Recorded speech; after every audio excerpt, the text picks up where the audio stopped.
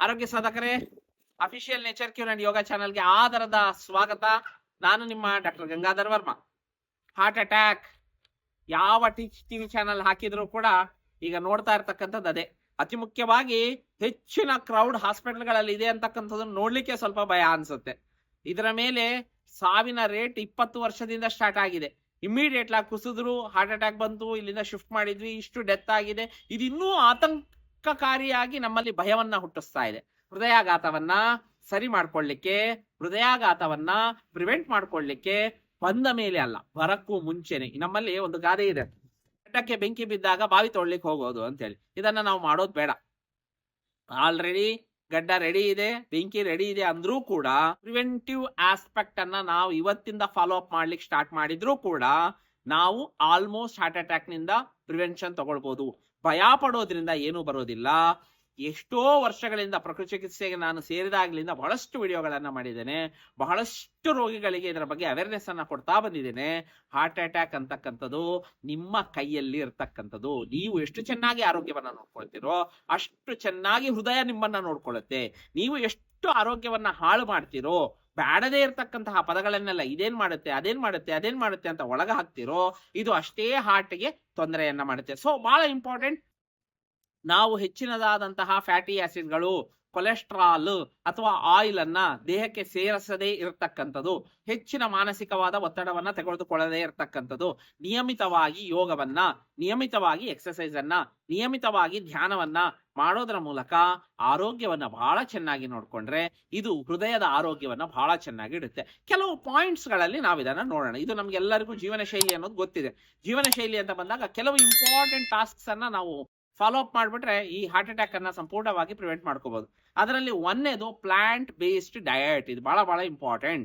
Plant based diet ಯಾಕೆ ತಗೋಬೇಕು ನಾನು ಇದು ಅಂತ ನೋಡಿದಾಗ, ಒಂದು ರಿಸರ್ಚ್ ಪೇಪರ್ ಹೇಳ್ತದೆ, ಎಷ್ಟು ಚೆನ್ನಾಗಿ ಪ್ಲಾಂಟ್ ಬೇಸ್ಡ್ ಅನ್ನ ತಗೊಳ್ತಿರೋ ನೀವು ಅಷ್ಟು ನಿಮ್ಮ LDL cholesterol, low density lipoprotein, ಈ ಕೊಲೆಸ್ಟ್ರಾಲ್ ನ ಪ್ರಮಾಣ ದೇಹದಲ್ಲಿ ಕಡಿಮೆ ಆಗುತ್ತೆ, ಇನ್ಫ್ಲಮೇಷನ್ ಕಡಿಮೆ ಆಗುತ್ತೆ, ನಮ್ಮ ವೆಸಲ್ ನ ಎಂಡೋಥೀಲಿಯಲ್ ಲೇಯರ್ ನ ಫಂಕ್ಷನ್ ಅನ್ನ ಬಹಳ ಚೆನ್ನಾಗಿ ಇಂಪ್ರೂವ್ ಮಾಡುತ್ತೆ. ಈ plant based diet antioxidant rich ಇರುತ್ತೆ. ಹಾಗಾಗಿ ಇದು ದೇಹದ ಆಕ್ಟಿವಿಟಿಯ ಜೊತೆಯಲ್ಲಿ, ಹಾರ್ಟಿನ ಆಕ್ಟಿವಿಟಿಯ ಜೊತೆಯಲ್ಲಿ ಬ್ಲಡ್ ವೆಸಲ್ ನ ಆಕ್ಟಿವಿಟಿಯನ್ನ ಬಹಳ ಚೆನ್ನಾಗಿ ಇಟ್ಕೊಳ್ಳುತ್ತೆ.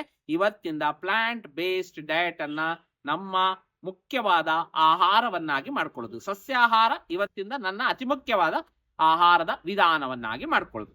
ಎರಡನೆಯದು fasting, very important. Intermittent fasting. ರಾತ್ರಿಯ ಊಟವನ್ನ ಬೇಗ ಮಾಡ್ಬಿಟ್ರಿ, ಸಂಜೆಗೆ ಊಟ ಮಾಡೋದು, ಮಾರನೇ ದಿನ ಬೆಳಗ್ಗೆ ನಾನು 7-7:30 ನೆಕ್ಸ್ಟ್ ಚೂಸಿಗೆ ಹೋಗ್ತಕ್ಕಂಥದ್ದು, ಇದನ್ನೂ ಕೂಡ ನಾನು ಫಾಸ್ಟಿಂಗ್ ಆಗಿ ಕನ್ಸಿಡರ್ ಮಾಡ್ಬೋದು. ಈ ಫಾಸ್ಟಿಂಗ್ ಅನ್ನ ಮಾಡೋದ್ರಿಂದ ನನ್ಗೇನಾಗುತ್ತೆ, ಇನ್ಸುಲಿನ್ ಲೆವೆಲ್ ಕಮ್ಮಿ ಆಗುತ್ತೆ, BPಯ ಪ್ರಮಾಣ ಬಹಳ ಚೆನ್ನಾಗಿ ಕಂಟ್ರೋಲ್ಗೆ ಬರುತ್ತೆ, ಆಕ್ಸಿಡೇಟಿವ್ ಸ್ಟ್ರೆಸ್ ಕಡಿಮೆ ಆಗುತ್ತೆ. ಇದರಿಂದಾಗಿ ಬಾಡಿಯಲ್ಲಿ ಇನ್ಫ್ಲಮೇಷನ್ ಚೆನ್ನಾಗಿರುತ್ತೆ, ಬಾಡಿಯ ರಿಪೇರ್ ಮೆಕ್ಯಾನಿಸಮ್ ಬಹಳ ಚೆನ್ನಾಗಿ ಆಗುತ್ತೆ. ಹಾರ್ಟ್ ಅಟ್ಯಾಕ್ ಅನ್ನ ಪ್ರಿವೆಂಟ್ ಮಾಡ್ಲಿಕ್ಕೆ ಇದು ಇಂಪಾರ್ಟೆಂಟ್. ಫಾಸ್ಟಿಂಗ್. ರಾತ್ರಿಯ ಊಟವನ್ನ 6 ಗಂಟೆಗೆ ಮುಗಿಸ್ತಕ್ಕಂಥದ್ದು. ಎಲ್ಲ ಪ್ರಕೃತಿ ಚಿಕಿತ್ಸಾ ಆಸ್ಪತ್ರೆಗಳಲ್ಲಿ ನೋಡ್ರಿ, ನೀವು 6-6:30 ಊಟ ಕೊಟ್ಬಿಡ್ತಾರೆ, ಆಮೇಲೆ ಇರೋದಿಲ್ಲ. ಪ್ರಕೃತಿ ಚಿಕಿತ್ಸೆಯನ್ನ ಯಾರೆಲ್ಲ ನೀವು ಅಳವಡಿಸ್ಕೊಂಡಿದ್ದೀರೋ ನಿಮ್ಮಲ್ಲಿ ಯಾರಲ್ಲೂ ಹಾರ್ಟ್ ಅಟ್ಯಾಕ್ ಇಲ್ಲ, ಬಹಳ ಕಡಿಮೆ ಪ್ರಮಾಣದಲ್ಲಿದೆ. ಹಾಗಾಗಿ ಈ ಮೆಸೇಜ್ ಅನ್ನ ಪ್ರತಿಯೊಬ್ಬರಿಗೂ ತಲುಪಿಸ್ತಕ್ಕಂಥ ಕೆಲಸವನ್ನ ನಾವು ಇವತ್ತು ಮಾಡಬೇಕಾಗಿದೆ.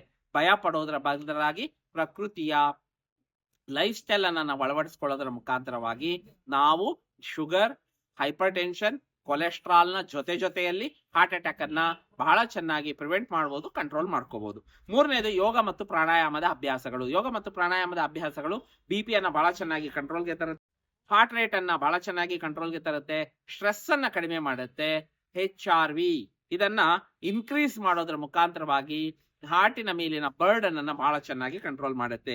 ನ್ಯಾಚುರಲ್ ಎಕ್ಸ್ಪೋಜರ್, ನೇಚರ್ಗೆ ಬಹಳಷ್ಟು ಚೆನ್ನಾಗಿ ಎಕ್ಸ್ಪೋಜರ್ ಆಗೋದ್ರಿಂದ ಕಾರ್ಟಿಸಾಲ್ ಅಂತಕ್ಕಂಥ ಹಾರ್ಮೋನ್ ಅನ್ನ ನಾವು ಪ್ರಿವೆನ್ಷನ್ ಮಾಡಬಹುದು ಅಥವಾ ಕಡಿಮೆ ಮಾಡ್ಕೊಳ್ಳಿಕ್ಕೆ ಸಾಧ್ಯ ಆಗುತ್ತೆ. CRP, ಸಿ ರಿಯಾಕ್ಟಿವ್ ಪ್ರೋಟೀನ್ ಅನ್ನ ಕಡಿಮೆ ಮಾಡ್ಕೊಳ್ಬಹುದು. ಹಾಗೂ ದೇಹದಲ್ಲಿ ಹ್ಯಾಪಿ ಹಾರ್ಮೋನ್ಸ್ ಅನ್ನ ಹೆಚ್ಚು ಮಾಡ್ಕೊಳ್ಳೋದ್ರ ಮುಖಾಂತರವಾಗಿ ಹಾರ್ಟ್ ಪಂಪಿಂಗ್ ಅನ್ನ ನಾವು ಬಹಳ ಚೆನ್ನಾಗಿ ಮೇಂಟೈನ್ ಮಾಡಬಹುದು. ದಿನಕ್ಕೆ 2-3 ಲೀಟರ್ ಅಷ್ಟು ನೀರನ್ನ ಕುಡಿತಕ್ಕಂಥದ್ದು, 1 ಗಂಟೆಯ ವ್ಯಾಯಾಮ ಅಥವಾ ಯೋಗಾಸನದ ಅಭ್ಯಾಸವನ್ನ ಮಾಡ್ತಕ್ಕಂಥದ್ದು, ದಿನಕ್ಕೆ 2 ಹೊತ್ತಿನ ಆಹಾರ, 1 ಸ್ಮಾಲ್ ಮೀಲ್, ಬೆಳಗ್ಗೆ ಟಿಫನ್, ಮಧ್ಯಾಹ್ನದ ಒಳ್ಳೆಯ ಊಟ, ರಾತ್ರಿಯ ಊಟವನ್ನ ಸಂಜೆಯ ಊಟವನ್ನಾಗಿಸಿ 2 ಲಾರ್ಜ್ ಮೀಲ್ಗಳನ್ನ ತಗೊಳ್ತಕ್ಕಂಥ ಅಭ್ಯಾಸವನ್ನು ಇಟ್ಕೊಳ್ಳೋದು. ಸ್ಮೋಕಿಂಗ್ ಆಗ್ಲಿ, ಆಲ್ಕೋಹಾಲ್ ಆಗ್ಲಿ, ಟೊಬ್ಯಾಕೋ ಆಗ್ಲಿ, ಇದನ್ನ ಸಂಪೂರ್ಣವಾಗಿ ಕ್ವಿಟ್ ಮಾಡ್ತಕ್ಕಂಥದ್ದು.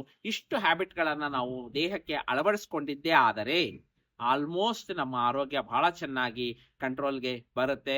ಆರೋಗ್ಯವನ್ನ ನಾವು ಚೆನ್ನಾಗಿ ಇಟ್ಕೊಂಡ್ರೆ ಹೃದಯದ ಆರೋಗ್ಯ ತನ್ನಿಂದ ತಾನೇ ಇಡೀ ನಮ್ಮ ದೇಹವನ್ನ ಬಹಳ ಚೆನ್ನಾಗಿ ಇಟ್ಕೊಳ್ಳುತ್ತೆ. ಈ ಹಾರ್ಟ್ ಅಟ್ಯಾಕ್ಗೆ ನಾವು ಹೆದರ್ಕೊಳ್ತಕ್ಕಂತಹ ಅವಶ್ಯಕತೆ ಬೀಳೋದಿಲ್ಲ. ಹೆಲ್ತಿ ಲೈಫ್ ಸ್ಟೈಲ್ ಅನ್ನ ಇವತ್ತಿಂದನೇ ನಿಮ್ಮ ಜೀವನದ ಭಾಗವನ್ನಾಗಿಸ್ಕೊಳ್ರಿ ಅಂತ ಹೇಳ್ತಾ ಈ ದಿನದ ಈ ವಿಡಿಯೋ ಮುಗಿಸ್ತಾ ಇದ್ದೀನಿ. ಧನ್ಯವಾದಗಳು.